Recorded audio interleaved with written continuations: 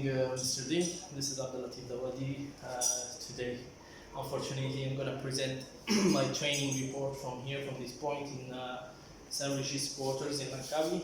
We are stuck in here due to the corona outbreak virus. So, yeah, I'm going to talk about my internship training period, despite it's short, but I can say I learned a lot from this brand, from this hotel, from the colleagues I have, from my supervisors and managers. And today I'm gonna present that in a very brief way. So,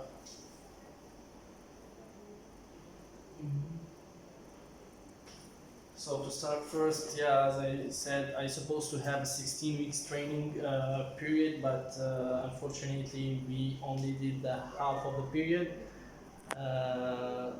But we still can acknowledge and learn a lot in very short period, and I can say that I have the honor to head my internship in such a luxurious and international and valuable hotel. So as you see in the picture here is the driveway to San Regis Langkawi, the place where I had my internship. And before I talk about the San Regis Langkawi, I want to talk about the San Regis overall, the history of the hotel, the values of the hotel, a guide to hotel to San Regis. So San Regis Hotel actually has been founded in 1904 by this gentleman, John Jacob Astor IV. So the story of the name of San Regis actually started in this particular date, 1864, when John Jacob Astor IV went for a picnic and a holiday with his family in the San Regis Lake, which is not so far from New York. And the lake was named after a father called San Regis actually. So he inspired that name to name his hotel and open its own first property in 1904 in New York. So 1912 was the date where John Jacob Astor IV has dramatically perished in the Titanic cruise. 1932 was actually also the same when the king, old King Cole at the San Regis, New York, created by Maxfield actually perished. The moral holds a secret that only the bartender knows, and as I just mentioned, this date is actually related to this one, where 1934, the Bloody Mary San Regis signature cocktail had been made by the bartender Ferdinand Patriot, and 1999 was the date where the 21st San Regis property has opened in the world. 2010 was the San Regis 21st property opened in the world. 1999 was the first time where San Regis has opened out of New York in the US, expanded all over the world also. And then the House of Astor. So yeah, San Regis is a very historical hotel that actually very proud of its history, where one of its house commitments is enliven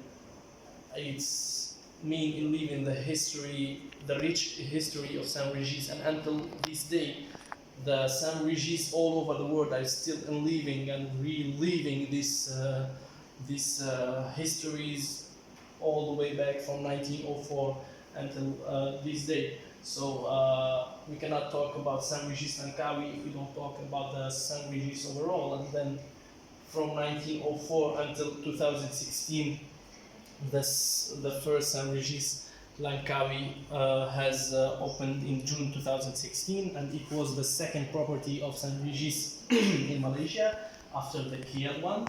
It has been founded by Raja Wali's group, actually in a joint venture with the Ministry of Finance of Malaysia, and it's a paradise found due to its nature of business and nature of and the location of the place, which is exotic on a beach, and everything made it a paradise found. And then the San Regis Langkawi, actually it's an estate of art, and I can say that from the very first day I started my internship, walking into the lobby with with the sculptures, with the chandelier, say, with the decoration in the lobby, with every painting in the hotel. You can see, yes, it's an state of art. St. Regis is also have its signature services, which is the butler service, and we are very proud to have that signature. And I've been a butler also, and it was a very great experience. Made that the hotel give its luxurious, impression. That first impression of luxurious, when you enter, you do the check-in, and you found the butler with a very beautiful smile, with a welcoming spirit and everything, leading you and escorting you to your room, introducing you to the hotel in a very nice way also. So the location of St. Regis Langkawi is in Jalan Biringing in Goa. It's 30 minutes drive from the airport. And on Coco Beach, it's actually in a geo park, where in this area you actually can see the nature, how it's still conserved and preserved until these days. So we'll talk about the hotel. A quick guide to the St. Regis, where you can see in here is the location, and I can tell you about the room categories while you guys see that. So we have a premier rainforest, we have premier Andaman Sea Suite, we have a premier accessible room, St. Regis Suite, St. Regis Full Suite, Penthouse Suite, Panoramic Suite, Sunset Villa, Presidential Suite, and Royal Sunset Suite. So in St. Regis we also have our own facilities. We have the main swimming pool and infinity pool. We have our athletic club, which is gym. We have our Coco Beach. We have our Iridium Spa. We have the boutique, which is you can purchase all these gifts and everything that the luminaries needed. We have also a very spacious meeting and events space, which is the Astor Ballroom. We have dining venues, Caillou Poté, l'Orangerie, Gourmand Deli, the St. Regis Bar, Decanté Wine Bar, and the Pantai Grill. All of these facilities in one hotel that made it like very luxurious and very beautiful. So in St. Regis also we have our signature rituals, which is the afternoon tea. It's daily from 3 to 5 p.m. It's 150 ringgit per person, and it consists of an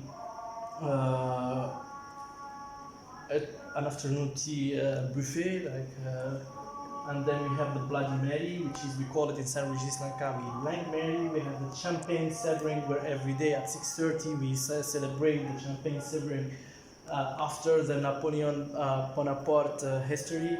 So whenever he win, he say, if victory we deserve it, if defeat we need it. So that's why we need the champagne every day at 6:30, and we celebrate that in St. Regis Langkawi. And we have bonfire and brandy, and it's 1 week, one time a week. And by Friday we do that 8:30 until 10:30 in Pantai Grill.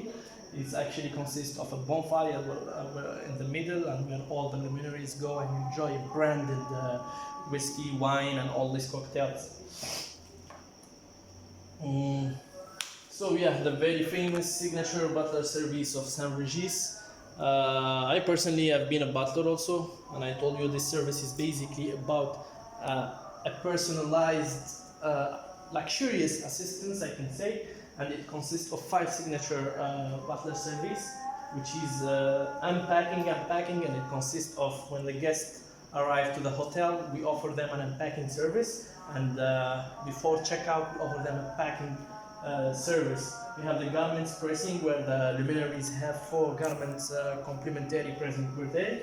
We have the beverage service, where the luminaries in-house guests will offer a complimentary, 3 times complimentary beverage per day, from latte to hot chocolate to cappuccino to all this kind of milk coffee drinks. And we have the e-butler service, and actually it consists on a small card that have our butler service desk, WeChat, WhatsApp, email, and actually is to facilitate the communication between the butler service desk, the butlers, and the guests themselves. Actually, and we have the butler service desk, and it consists of the operation room of the butlers, and it's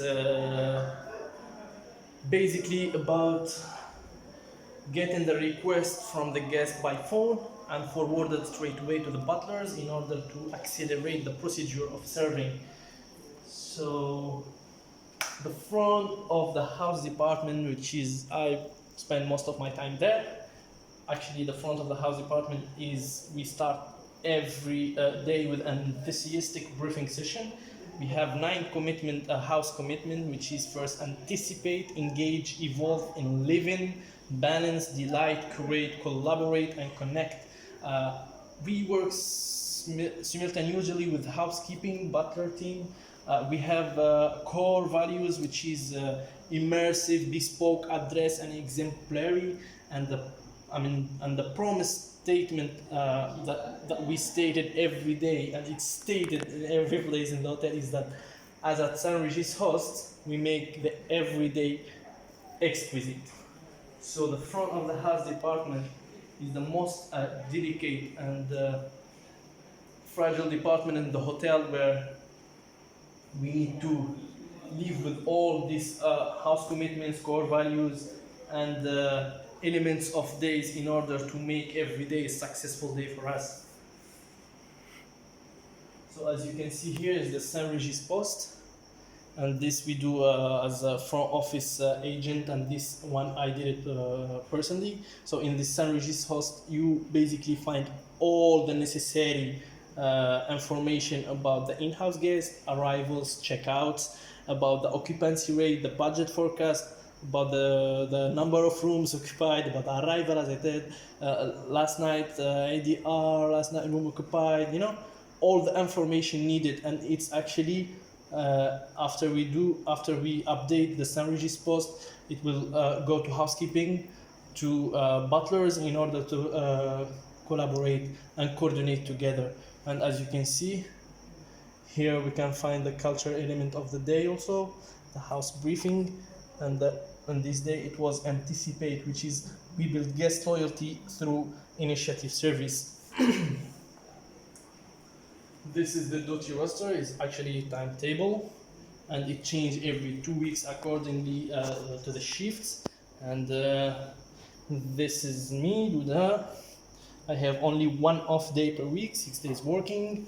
And then this is when I used to be a front office, until I changed on 15 to be a butler, and I worked for 1 week as a butler, but unfortunately we have been released due to the COVID-19.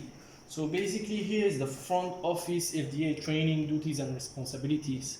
So every day we got these trainings, duty and responsibility, in order to read, go through, sign, give it back to our supervisors, and make sure that everything is correct and have been passed through. So as a front office agent, we start our day by the briefing, then we go to the welcome letter for arrivals, then we have the registration cards to update, then we open the light speed, we update our information on daily basis, sometimes hour basis, after every movement inside the hotel, whether check-in, check-out, whether a mini bar, whether all these things. You can see here interactive room clock chart. Is literally every duty we have to do, that we do it daily, and we hand over this to the next shifts. So the shift wise work distribution, we have the morning shift that starts from 8 a.m, afternoon shift that start basically from 3, night shifts start from 7, middle shift basically start from 1 p.m.